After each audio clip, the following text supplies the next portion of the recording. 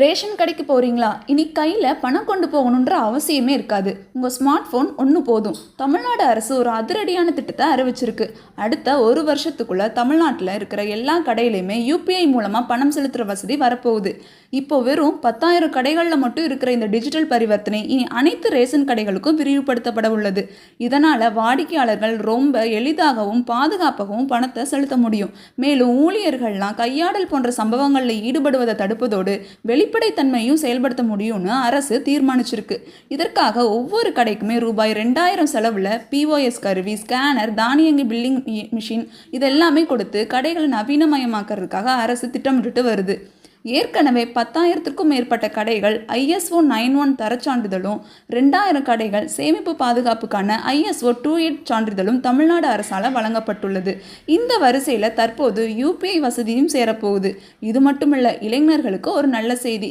என்ன அப்படின்னா, நியாய விலை கடைகளில் காலியாக உள்ள 3,533 காலி பணியிடங்களையும் நிரப்புறதுக்கு அரசு முடிவு செஞ்சிருக்கு.